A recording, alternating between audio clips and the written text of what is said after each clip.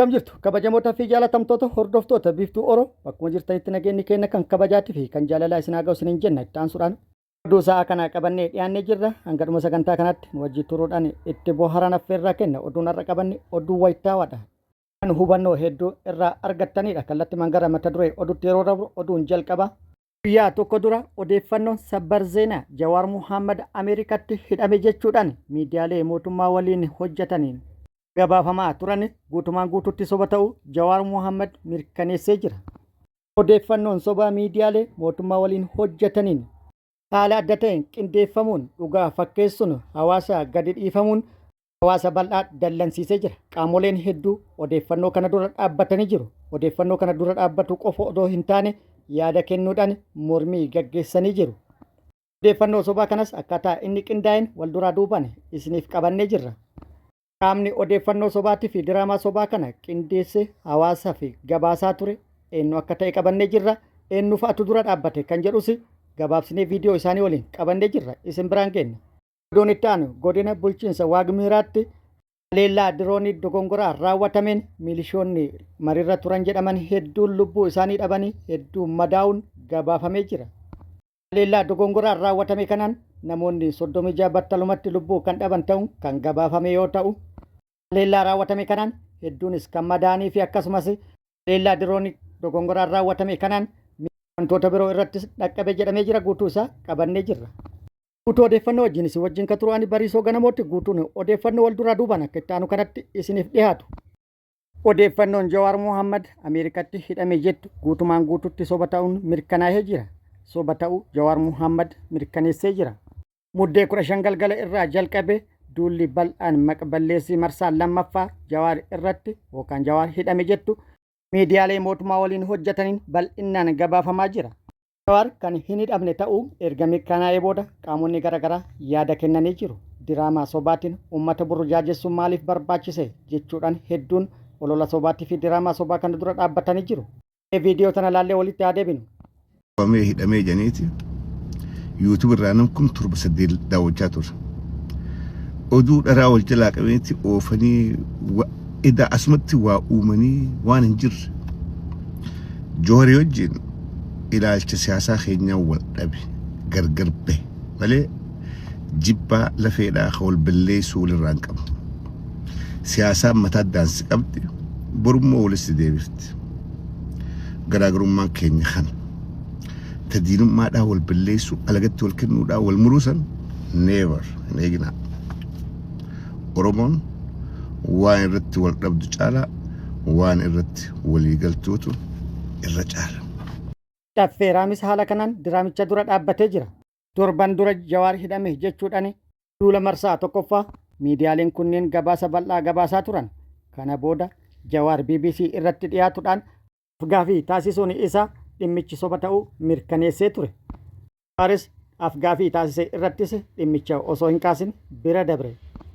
Marsaa lammaffaan immoo amajjii 15/2026 irraa eegaluun haala qindaa'aan akkasumas bal'inaan miidiyaalee mootummaa waliin hojjetan kanaan diraamaa sobaatiin Jawaar Muhammad muummicha ministeera Itoophiyaa Abiy Ahmad ajjeesuuf akkasumas yakkoota garaagaraa erga raawwataa tureen booda Ameerikaatti to'annaa jala oole jechuudhaan gabaasanii jiru.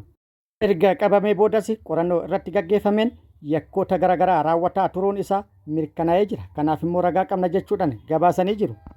Namoota gabaasa kana gabaasaa turan keessaa tokko Ermiyaas Laggasaa yoo ta'u haala itti aanu kanaan gabaasaa ture. ይህንን ሁሉ ወንጀል እንደፈጸመ አምኗል። የትኛውን ዓለም አቀፍ ወንጀሎችን ለምሳሌ የሀገር መሪን አሳሲኔት ማድረግ ጠቅላይ ሚኒስትር አብይ አህመድን ሽብርተኞችን እንደሚያገኝ ራሱ ጠቅላይ ሚኒስትርን የሀገር መሪን አሳሲኔት ለማድረግ ለመግደል መሞከር የአክት ኦፍ ቴሮሪዝም ነው፣ ሽብርተኝነት ነው። ስራ ራሱን ችሎ ህገወጥ የሰዎች ዝውውርን ውስጥ ሲደረጉ እንደነበረ አዌርነስ እንደነበረውና በተወሰነ ደረጃም ግንኙነት እንደነበረው ራሱ ፋይናንሰር ስለነበረ akkuma viidiyoo kana irraa dhageettanitti Jawaar Muhammad erga hidhamee booda yakkoota gurguddoo idil addunyaa hojjetuu isaa yookaan immoo raawwataa turuu isaa amanee jira. Yakkoonni kunneen tokkoffaa muummicha ministeera Itoophiyaa Abiy Ahmad ajjeesuuf ajaja kennee yaalee jira. Lammaffaa shororkeessitoota waliin wal argaa ture. Sadaffaa yakka daddabarsa namoota seeraan ala raawwataa ture. Afraffaa qoricha sammuu nama hadoochuu daddabarsaa ture. Kanaaf immoo ragaa harkaa qabna jechuudhaan dubbatee jira namni kun. Jawaar Mohaammed immoo gochi raawwatamee fi ololli gaggeeffamaa ture yakka daangaa dabreedha. Maqballeessii qofa odoo hin taane yakka nama adabsiisuudha jechuudhaan maqballeessii narratti raawwatame jedhe gara seeratti dhiyeessuu fi qophii akka jirus dubbatee jira. Yookaan immoo namoota duula bal'aa maqballeessii narratti raawwatan kana seeraaf dhiyeessa jedhee jira. Akkasumas qaamonni kunneen ana irratti osoo hin taane yakka kan raawwatan biyyoota gurguddoo fi dhaabbilee idil addunyaa gurguddoo irratti jechuudhaan dubbatee jira. Sabbar zeenaa jechuudhaan Jawaar hidhamuu jalqaba kan gabaase Ermiyaas Laggasaa yoo ta'u akkaataa inni itti hidhames wal duraa duubaan akka itti aanu kanatti kan tarreesse yoo ta'u tokkoffaa 3/27/2025 Jawaar Mohaammed Amsterdam irraa gara Atlaantaa yoo dhaqu muddee 16/2025 ammoo Washington DC buufata xayyaara Daalaas irraa gara Amsterdam imale. Kana booda tikeetiin xayyaara gara Itoophiyaa yookaan Finfinnee murameefii ture. Gama biraatiin immoo Jawaar achuma Daalaasitti to'annaa jala oole jedha. Kun immoo gabaasaa achumatti wal faalleessuudha. Itti aansuudhaan to'annoo jala erga oolee booda meeshaalee elektirooniksii moobaayilaa fi koompiyuutara isaa irraa fuudhuun qorannoon irratti gaggeeffame jedha. Qorannoonis irratti kan gaggeeffame qaama Border Search jedhamuun yoo ta'u kana dura ammoo muddee 11/2025 Los Angelesitti waajjira to'annoo qoricha sammuu hadoochuu yookaan DEA kan jedhamu garee hojii eegumsa daangaa eejensii addaatiif ajaja Keeliiver Wilbar jedhamuun odeeffannoon Jawaar laatamuu dubbatee jira. Ermiyaas qorannoo taasifameenis ispeeshaalii eejentiin odeeffannoo inni argate qaamota 4 irratti ta'uu Ermiyaas ibsee jira. Haaluma kanaan erga qorannoon irratti taasifame Jawaar Mohaammed irratti kan mirkanaa'e tokkoffaa shororkeessitoota 30 waliin akka wal qunnamaa ture, lammaffaa bilbilaa fi koompiyuutara isaa keessa suuraa fi namoonni qawween ajjeefaman jiraachuu, sadaffaa yakkoonni biroo hedduun kan argaman ta'uu kan himu Ermiyaas ragaaleen kunniinis butamuu namoota, daddabarsa qoricha sammuu nama hadoochuu, albuutota hataman, waraana bilisummaa Oromoo waliin suuraan inni ka'e bilbilaa fi koompiyuutara isaa keessatti argamuu, biraa ergamaa fi mariin ajjechan wal qabatan hedduun argamuu mirkanaa'e kan jedhe Ermiyaas kana hordofuudhaan Jawaar irraa viizaan isaa kan Ameerikaa irraa haqame jechuudhaan dubbatee jira.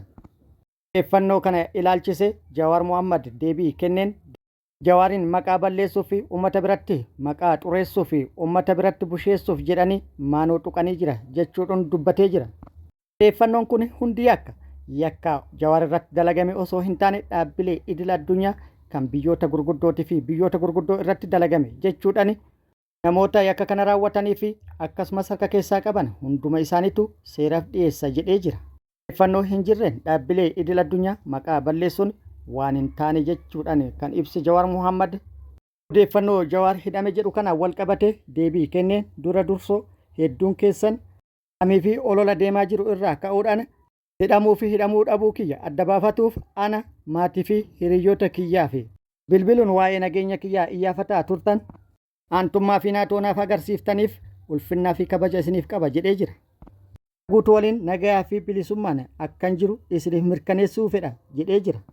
Lammeessoo immoo siyaasa Itoophiyaa keessatti namni akka kiyya olola hamaa fi maqballeessii olaanaadhaaf saaxilame hedduun waan jiru natti hin fakkaatu. Ta'us garuu hedduu ololaafis ta'ee maqballeessii kamiifuu deebii kennuuf of qusachuu filadha ture. Sababni of qusachuu filadheef immoo kitaaba koo keessatti bal'inaan ibsee jira. Ta'us garuu olola waldhaatti bana mootummaa Abiyyi narratti oofaa jiru haala salphaan qolachuu kan danda'amu ta'us akkuma duraa san cal'isaan bira dabruu filadhee ture. Haa ta'u malee ololli ammaa kun anarra darbee dhaabbilee fi biyyoota garagaraas kan tuqe waan ta'eef kan cal'isaan bira dabramuu miti jedhee jira. Oduun itti aanu haleellaa dogongoraa dirooniin raawwatameen mootummaan milishoota isaa hedduu madeessee hedduu lubbuu galaafatee jira. Humni qilleensaa mootummaa Itoophiyaa milishoota kaampii godina Waagimiraa keessa turan irratti dogongoraan haleellaa diroonii irratti raawwateen namoota 36 battalumatti yoo ajjeesu namoota hedduu madeessuu odeeffannoon gamasirraa baate ibsitee jirti. Naannoo Amara bulchiinsa godina uummata Waagimiraa keessatti milishoota walgahii irra turan irratti haleellaa diroonii raawwatameen yoo xiqqaate namoonni 36 ajjeefamuu isaanii aangaawwan aanaa Sahalaa saayintii tokko Akkasumas ogeessi fayyaa tokkoo fi jiraattonni BBCtti himanii jiru. Haleellaa diroonii raawwatame kanaan namoota 36 du'aniin alattis namoonni 16 kan madaa'an ta'uu fi akkasumas haleellaa diroonii raawwatame kanaan meeshaalee waraanaa kaampii keessa jiranii fi akkasumas kaampichis guutumaan guututti barbadaa'uu aangaawaan aanichaa tokko beeksisee jira. Ajajaan raayyaa ittisa biyyaa naannawa sanaa haleellaan kun kan raawwatame dogongoraan akka ta'e dubbachuu isaa aangaawaan naannichaa kun dubbatee jira. Mooraan haleellaan irratti raawwatame kun mooraa guddaa fi akkasumas kuusaa meeshaalee waraanaa hedduutti fi akkasumas dhiyeessiin humna waraanaa hedduun kan itti kuufame jedhamee jira. Haleellaa dogongoraan raawwatame lubbuu namoota hedduu galaafate kanaaf qaamonni hedduu gadda isaanii ibsatanii jiru. Kabajamoota fi jaalatamtoota hordoftoota biiftuu Oroo oduun ammaaf qabadde kan hanga ammaa kana guutuu oduu wajjin isin wajjin kan ture ani Bariisoo Ganamooti. Hanga yeroo itti aanutti deebinee wal agarrutti nageenyi Rabbi isiniif haa baay'atu. Nagatti nu turaan immoo hawwii kennaa nagatti nu tura.